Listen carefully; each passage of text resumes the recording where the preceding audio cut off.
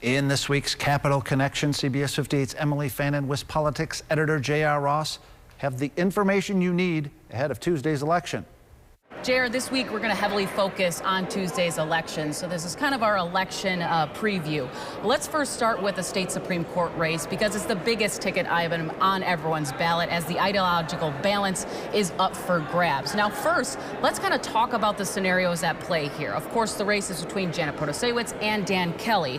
What a win for Protasiewicz would look like is we can expect kind of a series of lawsuits brought forth by Democrats and their allies seeking to undo a lot of Republican victories like Act 10, voter ID laws, redistricting coming back before the court. Under a Kelly victory, that necessarily wouldn't really happen. It would be more of the status quo, and the court once again would be controlled by conservatives 4-3. But now let's look into what is the pathway for victory for both candidates. I think it's fair to say for Protasiewicz, she has to do very, very well in Dane County, which is the powerhouse for Democrats, and Milwaukee. But it's a little bit different for Kelly because we've seen this really shift with Republican voters and kind of losing steam for Republicans in the suburbs of Milwaukee specifically. So let's look at Waukesha County. I want to know, is Dan Kelly's number on Tuesday 69, 63, or 60? Let me walk you through those three. Brian Hagedorn, a conservative on the court, in 2019, he won despite being outspent early with a surge of conservative enthusiasm in that race. He hit 69% in Waukesha County. Ron Johnson won re-election last fall by a narrow margin, basically a point, at 63% in Waukesha County. Tim Michels lost by 3.4 points to Tony Evers, hitting 60% in Waukesha County. So you tell me, where's Daniel Kelly end up in that range of numbers? Conversely, Dane County's become a powerhouse for Democrats, like you mentioned. If Protasiewicz gets 80% or more, which is entirely possible, the way it's performing lately, that could wipe out any gains that Kelly has in Waukesha County. So it's the same form we've always seen. What do you do in the bow counties up in Green Bay?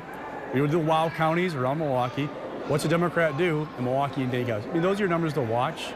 Also, where is there a surge, if any, in turnout, right? Is there going to be a huge turnout in Madison, or the college campus? Are we going to see Milwaukee perform? Milwaukee is a huge part of the Democratic puzzle in the November election. In April, though, it's not a strong turnout machine for a number of reasons. So what happens there? Is it engaged? A lot of stuff to watch, but the spending has really been in Protasiewicz's favor. So I think my impression is Kelly's the underdog. He needs that late surge of enthusiasm to help him pull through and get across the finish line. And you kind of just led into spending because according to your tally, we are now at $45 million spending between both candidates in the race, and that number is very likely to soar much higher by Tuesday. And largely why we're seeing such large amounts of cash being spent in this race is because of what is at stake. Yeah, and it's not just about what's happening in Wisconsin. This is about what's happening nationally in 2024.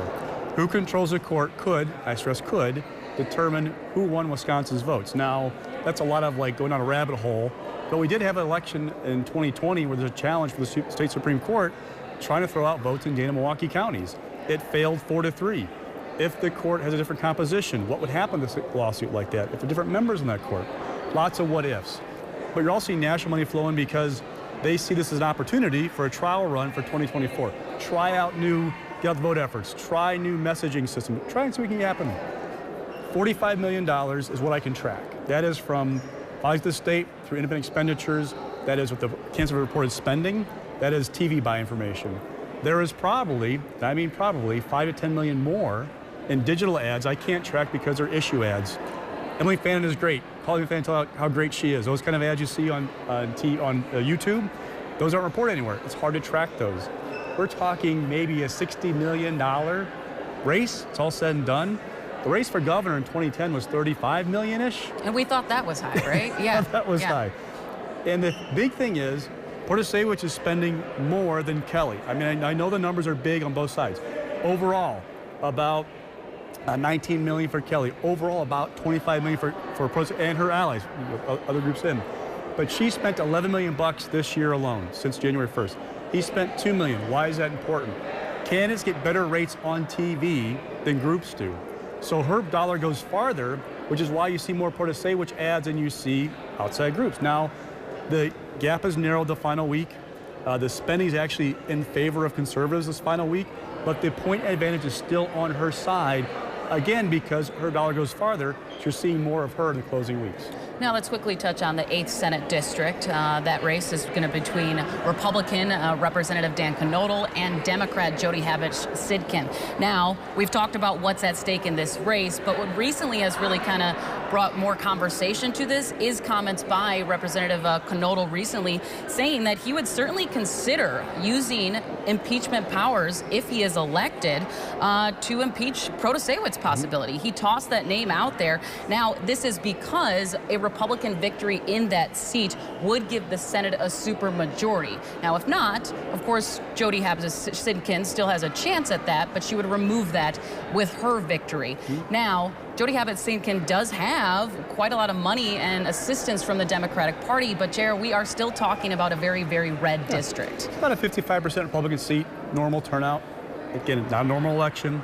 You would have to see a big Protasewicz win to pull Jody Habich-Sidkin across the finish line, probably. And let's talk about that impeachment thing. It hasn't been used in like 125, 150 years in Wisconsin, so I'm kind of skeptical they'd pull it out. Also, by the way, to read the statutes, it doesn't define who would be subject to that. So we'd assume the governor, for example, could be, but could a judge, could a district attorney? Leaves it open. Lots of questions about that. And then you also have to assume you get every Republican on board of like doing that, which is a big hurdle. So, but yes, there's lots at stake.